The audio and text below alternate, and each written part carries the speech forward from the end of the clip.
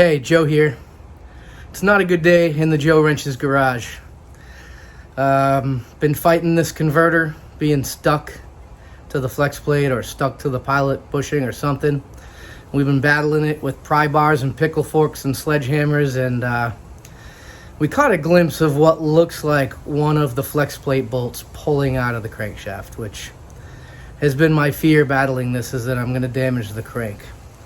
That's not where I thought the damage would be, but it looks like damage nonetheless. Can't get the converter and transmission off anyway, so the next step is going to be to pull the motor out, pull the transmission off, and fight it from there. So let's get started.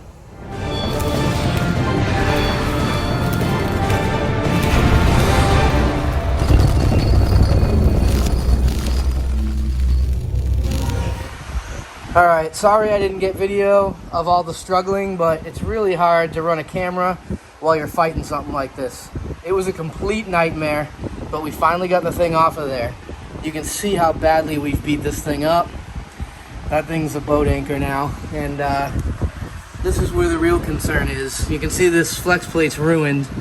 You can see that bolt right there is pulled out a little bit. I suspect it's pulled out of the crank, but maybe it's just stretched. Maybe it hasn't damaged the crank. So really the next step is to pull those bolts out and examine them in the crankshaft and see if it's still usable. These bolts don't look like any of them pulled out of the crank. The threads actually look like they're still in really good shape. And what we're doing here is we're just running a thread chaser, not a tap, just a thread chaser through all these holes to make sure they're still good. That would, if those are all good, the only battle left would be to get that pilot bushing out of the crank there. And I've creatively done that before, so hopefully I can do it again. It's not cutting anything. I'm stripping down this 1G trans that I took out of my car. There's some parts I need to use in my new transmission, the 2G transmission, including under here is that quaif differential. I gotta get that out of there, moved into the new transmission. I'm gonna strip this whole thing down and keep all the parts on the shelf for spares because I'll probably need them. There's that quaif differential ready to come out. Just gotta take out my billet Kigley Racing diff cuff. With the pump pulled out of here, you can see this front drum and that nylon washer that are not ruined. I ran this transmission and didn't ruin it, at least part of it. Here we have the frictions and seals out of the front drum. These are the Kigley 6 frictions and seals, and they look used, but not terrible. I'm gonna send them over to Kigley, and they're gonna take a look at them for me and just make sure everything looks right. My new transmission will have a new set of Kigley 6 frictions in it. All right, here's the rear drum. I've checked the hub on it. I don't see any cracks there. Clutches look clean, but there is some wear on those splines right there. I'm not sure whether or not I would reuse this drum, but you know, maybe in a pinch, so I'll hang on to it. I also have the basket out of here, right here, and around the basket is the band. And if you can see here, this band is definitely wearing unusually. Not sure why.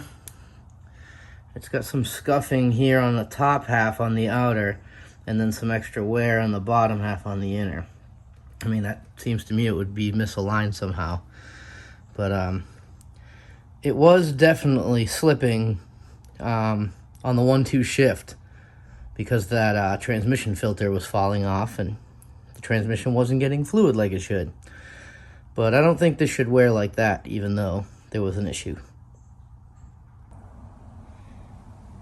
This is my new transmission. This is a 2G transmission. This is actually the transmission I bought my quaif differential out of.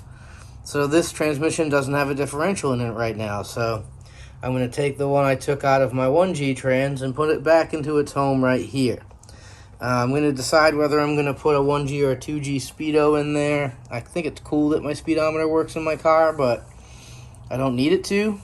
I also don't need a speed signal from there either way, so I don't know. Something to think about. It looks like, I know the 2G transmission mount is different than a 1G. It's very different. It's kind of the opposite, but it looks like this 1G bracket will bolt right up to this 2G transmission. So, I don't know. Maybe this won't be that hard to do. I already got this part out of here. And I'm going to go ahead and put this differential in there. When I'm done with that, I'm going to go inside this transmission and just make sure that everything's... When I'm done with that... Hi. So, I guess this comes off, huh? There we go. A little O-ring seal on the 2G with this cast cover rather than the stamped steel and the gasket on the 1G. And go ahead and drop that diff right in there. I just keep moving these bearings right here. The ones that were in here, I move it over to my 1G and then I move it back here. The other side that fits in the back of this thing right in here seems to work out just fine. It's a pretty easy swap. With that dropped in there, I just gotta go ahead and install this. Just gotta put all these bolts back in. Got the pump pulled out of this 2G trans, and I'm about to pull these drums out and take a quick look at them. Putting this new set of Kigley Racing 6 frictions in here. You know, you just alternate it, steel friction, steel friction. There's like a thick plate that goes on each end. It's pretty straightforward, actually. I soaked those clutches for a bit in some fluid and just throwing it together. Get this trans together and ready to go in the car. All buttoned up, back together. I just got to do a modification down here to this RD port. I need to drill and tap that out because that's going to feed my planetaries through the cooler return.